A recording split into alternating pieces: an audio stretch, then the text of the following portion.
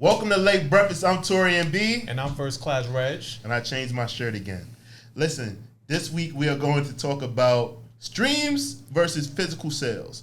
There was a post that got a lot of people in an uproar made by Billboard the other day where it talked about, Drake having some of the biggest opening weeks for first week sales for albums.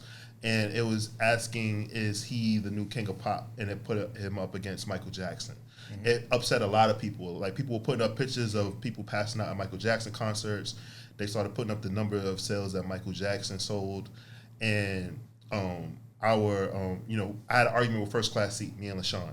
So, because for me, I feel like physical sales are still deemed more important than streams. Because when you get an album stream, it's not like you're not buying the album, you're streaming. So you're like borrowing it from the streaming service, right? And to make it one physical sale, you have to listen to it a ridiculous amount of times. 150 times. You have to listen to it 150 times for it to be one album sale, right? Mm-hmm. So obviously, some people can do that, and they can just turn that shit on and play it while they go to sleep, so the artist can get can get as many spins or whatever like that to help them out, right? Mm-hmm. And record labels have streaming farms, correct? Now, obviously, we know that record labels used to go into Sam Goody and into Virgin Megastore and buy CDs, but they will give them out, so it's still like a physical copy being bought. So all I'm saying is just that if you sell a million physical albums, right, but then you get a billion streams, for some people it looks more impressive that because they see the word a billion. Mm-hmm. But to me, I still feel like call me old school. I think that's the narrative, right? Like, our watchers know. There's certain things I don't want to let go of, but buying a physical copy, do you think that Drake was still, like, the numbers that he's doing right now, right? Obviously, it wouldn't be the exact same, but do you think that he's still, like, every time out be doing 500,000 first week? Physical. I think he would tether along those lines for sure. I think right now, the way we just look at it, and I hate that Billboard phrases shit like that this way because, it's to ruffle feathers. Yeah, it's to get traction. Clicks. It's to get people. It's to get people upset. It's to get reactions. And so the music purists, obviously like us, are gonna reminisce of going to the store, getting these albums, ripping the packaging, because all of that type of feeling, that nostalgic feeling, is gone. But we're part of a unique era that got to experience both these things. So it's hard to let go of that part of it. But I think physical ultimately does matter most. Like, you getting somebody to get their ass up, go to the store, go look for your album, and then get in their car and buy, and listen to it. Like, it's different. But you can't take away from Drake. When you frame it, he is the king of pop in this era. Like, how can you be mad at that? I think the way that they phrased it just got people upset. Yeah, I got cursed out by two of my friends yesterday because I said that Drake is pop, and they were really upset. They was like, he's hip-hop. Hip-hop is not pop. And they really weren't understanding what I was trying to explain to them. It was really funny, though. Like, they was like, I just can't accept that. I was like, pop music has no sound. Pop music is whatever is popular. Yeah, exactly. But they didn't understand that. He's the king of that shit. Hip-hop controls the pop charts at this point, for the most part. Even the stuff that's not hip-hop, it's hip-hop. Yeah, He's in the whole top 10. And then the fucked up thing about how music is now is that, like, it's hard to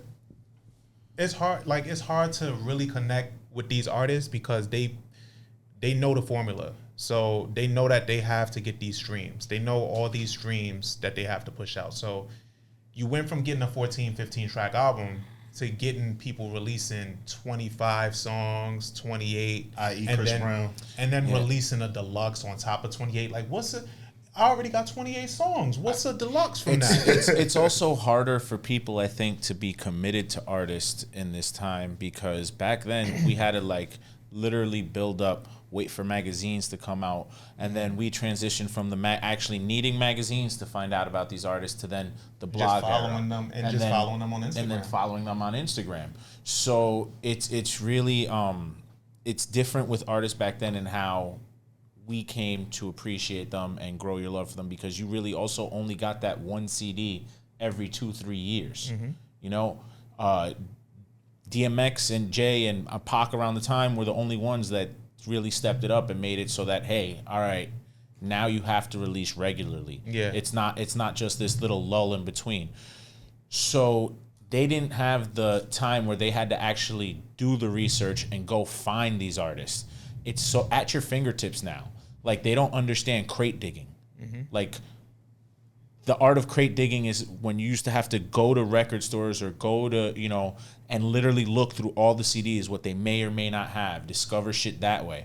You know, Tower Records down on 14th Street used to have the listening stations and used to go and actually have to listen to albums before you decided if you wanted to buy it or not. You know, it just was a different era where you gained different appreciation for artists. So I understand why people who are fans and grew up in that era are stuck to that, but they also have to realize technology has made it different, and it's a different way for us to reach each other, communicate, and to get points across. And the way music's just blended together so much ever since too. So it's important to note, and that's a good point too, but it's important to note that Drake came in the era when people were still buying CDs. So his transition has been crazy because he transitioned from, I think Thank Me Later selling 400 and something thousand copies physical to now where he is, and we've only seen this from Drake. Am I cooking? But I'm cooking. But it's only a stream. Like I said, he's streaming now. He's streaming. But that's the thing. He's grown in this era with his fans. He's the face because he's the face of it, right? Yeah. So with the transition, him partnering with Apple. You know, him pretty much being the face of Universal pretty much has allowed that to be the thing. I just don't think it's as impressive as selling a million physical copies. Yeah. I mean, I think the physical copies things is that just because it's physical and it's the extra act and extra work that goes into getting it, it adds to it. There's an allure to it. Okay, so how do you feel about books and how they're sold now? Like, I still, for a fact, I still buy physical. Well, I do too. And I'm saying, yeah. do you, is it a devalue to have a book on your iPad than it is to have the physical copy? Do you think they look at it in that world like that?